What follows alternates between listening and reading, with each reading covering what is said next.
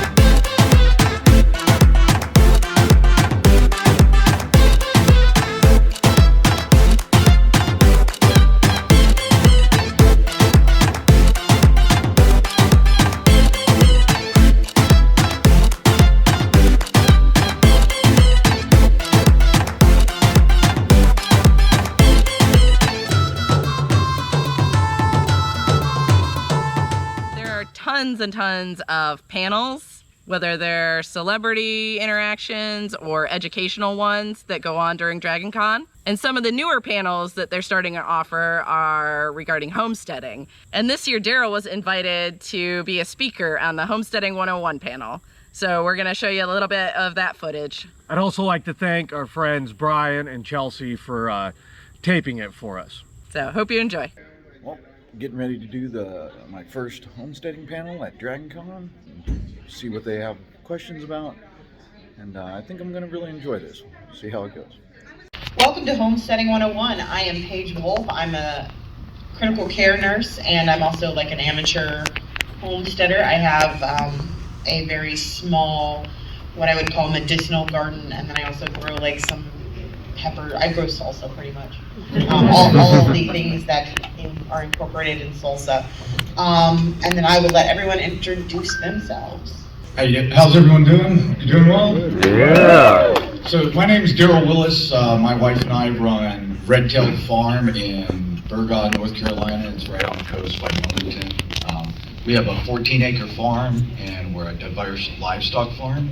And my wife does educational videos on our YouTube channel, You Can Farm. Hello, my name is Michelle Dean.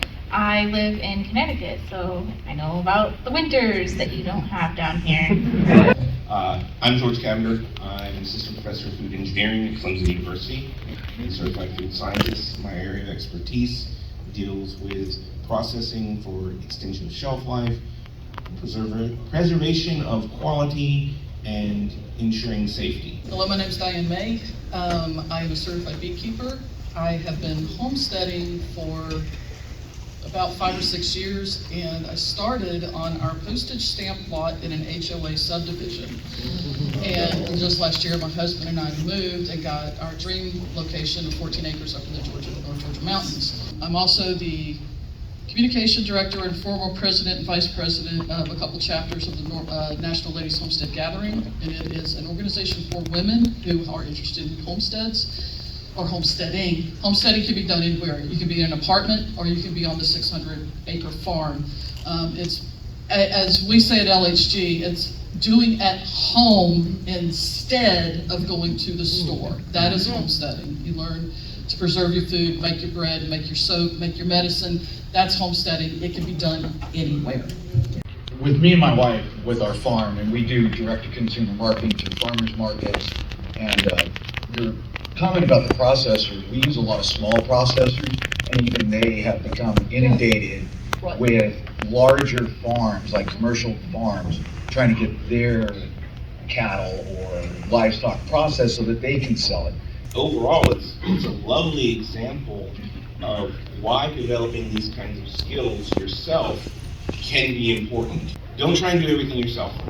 I don't care how much of a Renaissance man, woman, or other you are. You cannot do everything in the number of hours of a day that you have. But you can know enough about stuff to do it when you need to. And you can know, and you can form communities too. Oh, community, yeah, totally. And I think it's really important to like build a community that like, hey, I don't have chickens, but they do. It's something that you need to start doing is networking in your local community and trying to find other people who do something that you can't do, or who can teach you how to do something that you can't do. The barter system is great. My wife loves the bartering because we do all meat right now. We really enjoy the animals. That's my wife's real dream. It's just the two of us, but we have a really good friend that does no-till, no-spray farming. He's really extraordinary with it, and we just barter back and forth. He gets eggs from us, we get tomatoes from him. So the barter system in the community is super important because, like you're stating, you can't do it by yourself. So I've always grown up in a city. I love the concept of doing your own meat, from raising them to being on your table, but I could never get past the idea of killing an animal. Was that ever an issue for you? We have a sacred duty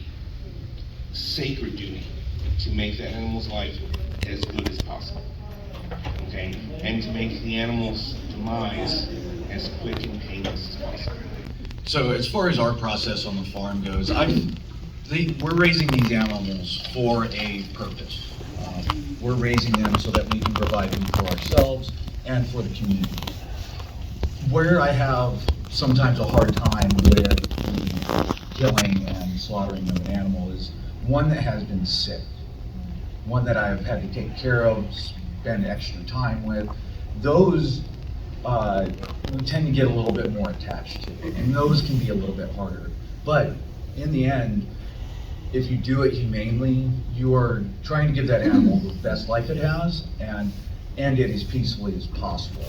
Because there's really, in nature, there is no peaceful way of going for any prey animal. They either There's starve. no peaceful way. I'm an ICU nurse. There's no peaceful way to go in general. That's true. Honestly, it's always, unless there's lots of sedatives on board, there's really no peaceful way of going. So we do end lives for animals more humanely sometimes than we do people. I agree. And also, a lot of it depends on the animal. You'll find when you start raising them, like the little piglet is cute when it's 10 pounds. At 300 pounds, they're no longer cute. And then they have the potential to harm you. Learn preservation. Go to the farmer's market, buy cases of vegetables, come home and can them or dehydrate them or freeze them. This is all homesteading. Get a couple of flower pots and grow some peppers.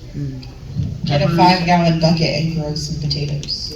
I would recommend kind of looking into growing microgreens, because you can do those in a very small space and inside, and they're highly nutritious. So that's how my DragonCon 2022 went. I had a great time on the panel. I look forward to doing more. I look forward to Julie getting to go and speak more on the panels.